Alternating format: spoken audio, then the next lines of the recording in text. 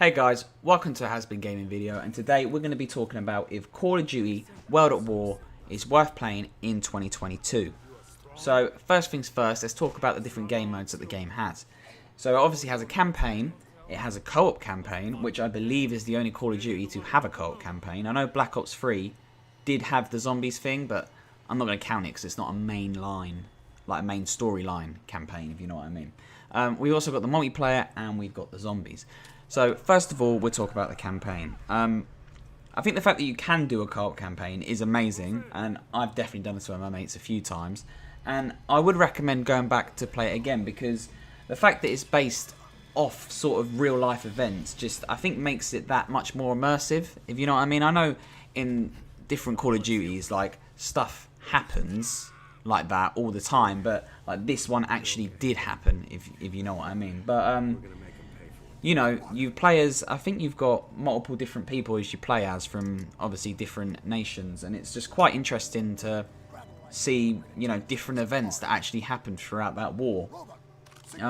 Sort of a mini history lesson. I don't know if you can get away with it being educational, but there you go. The graphics are a bit dated, I will admit. However, the gameplay, I feel, is strong enough to go back to. Obviously, you get the nostalgia feel from it. And, you know, everyone loves a little bit of nostalgia. But yeah, I mean, it is definitely top 3, I would say. I mean, as I said, the graphics, they let it down a little bit, but it's still definitely playable. And it's just fun. I think that's the main thing of why you'd want to go back, play a campaign. It doesn't matter if it plays amazing. It doesn't matter if it looks amazing. As long as it's fun, you know, that's what a game's for at the end of the day, isn't it? So moving on to the multiplayer aspect of the game. Now, I did get some footage on a Thursday night. It was around about, I think, 9 o'clock. I was doing this, and I found a game. It took me about 10 minutes, but I did find a game, and there was no hackers, because this used to be one of the most hacked Call of Duties. I remember it, like, you just get, I mean, this is a second account I'm playing on at the minute, but you would just get absolutely obliterated, like rank gone, everything. And you know, you used to get the achievements. I didn't get it on this account, but I know so many of my mates that have got maxed out achievements on this game just because of hackers. I'm pretty sure you used to be able to do it with a USB. You didn't have to have anything. I know I got a mod menu a few times off of people jumping zombies things, so it is quite fun. But yeah, the multiplayer it holds up a little bit. It's definitely something you would play for nostalgia because the controls are a little bit clunky. It doesn't like play amazing, if you get my drift. But it's something you would go back just to have a fuck around on with your mates. And obviously for that nostalgia feel. Now, if you had, I'd say, sort of like 3 mates that come on with you, then you'd probably easily find a game. I mean, if you had 6, you'd play against each other. So, you know, you pretty much could search without even being in the party and find each other. But yeah, I would recommend for nostalgia go back and play it. But there's not a massive player base, I will admit. There was 400 and something people when I went online though, which I was quite surprised about. But I think that just means throughout the whole World at War. So that could count zombies, that could count co-op campaign, that could count all the different game modes that are in the game. I mean, I'm listed the only 2 that are online, but you know. But yeah, I don't know. It's definitely down to whether you actually really enjoyed the game or not. I wouldn't go back to play it for an amazing multiplayer experience, but if you enjoyed it back in the day and you enjoyed playing it and you've got a couple of mates that enjoy playing it, I mean, even though you're on your own, you probably still could get away with playing it, but I think it's quite fun. And I would have, I don't know if I'd sit there and play it constantly, but I definitely go on for a couple of games.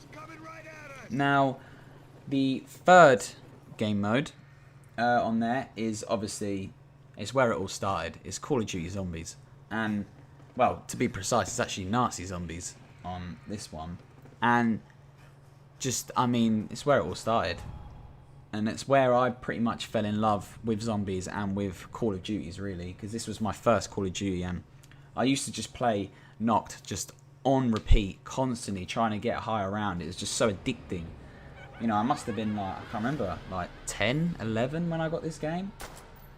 Too young for it, I know that much. But yeah, it's just really good. Oh, I did forget to add on the multiplayer section, because we're going to talk about DLCs in a minute, that the only annoying thing is you could get kicked off of multiplayer if you don't have the DLC maps, and there's no sort of like search for DLC and search for normal. It's just all chucked in all together, and that's job done. So if you don't have it, you get fucked basically. But carrying on with the zombies, I was going to talk about the DLC. So the DLC for console, would I recommend buying it? Probably not. If you have it, then by all means go back and play it. But I wouldn't recommend buying it, just purely because it's going to set you back. I think it's like £17 for everything. No one even plays it, and you're better off just playing Black Ops 3 and buying the Zombies Chronicles for the remastered maps. But I would definitely go back to play it if I had all the map packs, because obviously this is where Zombies was born. This is where everything happened. The first time we got perks, the first time we got traps, the first time we got Pack-a-Punch. It's just all in here. And it's all, you know, just where it all started. And there is a few people playing Doris, and I think there was like 27 people playing it when I looked, and there was more people playing Doris than there was not. So, I mean, that says something. If you're gonna find a game, you're gonna find it on there. Overall, would I recommend playing Call of Duty World at War? Yeah, I would recommend going back and playing it in 2022. But only for the reasons being of nostalgia, and if you have the game and if you have the DLC. I wouldn't recommend going out buying it. Unless you want to play it for the campaign and for zombies, then yeah, go out and buy it. But I wouldn't recommend buying it for the multiplayer, because it's just, there's nothing there, you know. Even if it is a fiver, you just, well, if it's just a fiver, then why not? But, you know, there's hardly anyone. You might not even find a game, so not for the multiplayer. But if you want to experience zombies in its rawest form, then yeah, I'd definitely go out and buy it. One fun fact is, well, I don't know if it's a fun fact, but on PC, if you have the game on PC, all DLCs are free. So that's something to note. Also, I will be uploading a video of how to get Call of Duty Zombies on World at War on PC for free. So I will link that to this video, and if you want to know how to do that, click on the link. I'm not too sure if it'll be at the end or right now. I'll just pin it somewhere. And yeah, watch that, and you can get all the DLCs and everything like that in a thing called Plutonium. Make sure you watch the video and you know how to do it. Only be a quick video, but if you like World at War or loved World at War and you want a nostalgic trip, definitely go back and play it. Leave a like and maybe drop a comment saying what you liked so much about the game. And yeah, I will see you in the next video.